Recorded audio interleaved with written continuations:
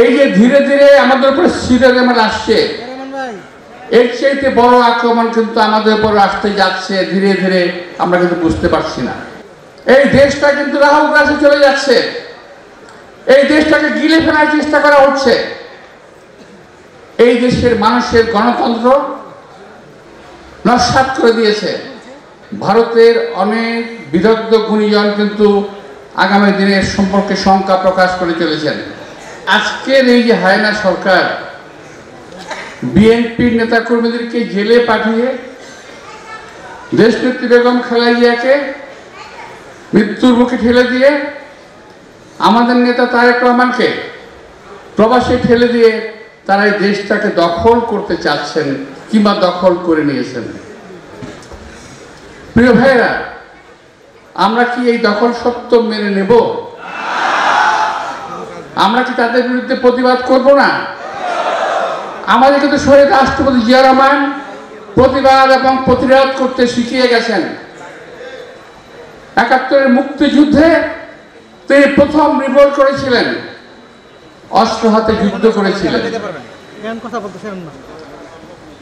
তো আমরা তো তারই সৈনিক, তাই না?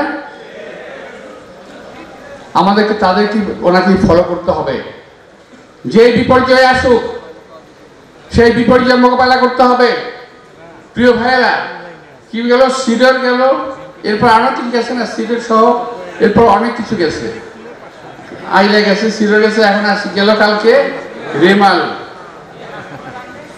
এই যে ধীরে ধীরে আমাদের উপরে সিডর রেমাল আসছে, এর চাইতে বড় আক্রমণ কিন্তু আমাদের উপর আসতে যাচ্ছে ধীরে ধীরে, আমরা কিন্তু বুঝতে পারছি না। যারা বুঝতে পারছেন তারা হয়তো বলছেন না। এই দেশটা কিন্তু রাহুল গ্রাসে চলে যাচ্ছে, এই দেশটাকে গিলে ফেলার চেষ্টা করা হচ্ছে।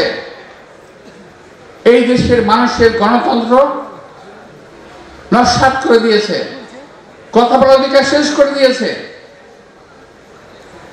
আপনারা দেখেছেন কয়েকদিন আগে এই যে ভারতে যে নির্বাচন হচ্ছে, সেখানে ভারতের এক পোল খাওয়া রাজনীতিবিদ মুখ্যমন্ত্রী কেজরিওয়াল বলেছেন, সারা জীবন ভারত থেকে বিশ্ববাসী শিখলো, বাংলাদেশ শিখলো, এখন মোদিজি আমাদের দেশে বাংলাদেশ থেকে শিখে এসেছেন এবং উনি রাজনীতি করবেন, নির্বাচন করবেন ওই বাংলাদেশের মতো করেই। এই কথা বলেছেন না, শুনেছেন আপনারা? স্পষ্ট ভাষায় বলেছেন, আমরা কিন্তু বলি নাই। তো আজকে এই যে কথাটা ভারত থেকে ভারতের লোক বললো যে বাংলাদেশের মানুষকে জেলে দিয়ে মেরে হত্যা করে নির্বাচনে তারা জয়লাভ করেছে, ভারত এরা মোদী কায়েম করতে চায়, কথা বলছে কেজরিওয়াল, আমাদের কথা নয়। তো আমাদের যদি বুঝতে বাকি থাকে যে এখন কি হতে যাচ্ছে, ভারতের অনেক বিদগ্ধ গুণীজন কিন্তু আগামী দিনের সম্পর্কে শঙ্কা প্রকাশ করে চলেছেন। সোশ্যাল মিডিয়ায় কিন্তু তাদের বক্তব্য আসছে, আমরা দেখতে পাচ্ছি, আমরা বুঝতে পারছি যে আজকের অগণতান্ত্রিক সরকার, আজকের এই সরকার যত কিছুই করছে কোনোটাই কিন্তু দেশের পক্ষে যাচ্ছে না, কোনো কিছুই দেশের মানুষের পক্ষে যাচ্ছে না। দ্রব্য মূল্যের ঊর্ধ্বগতি এই মানুষেরকে দিশেহারা করে দিয়েছে।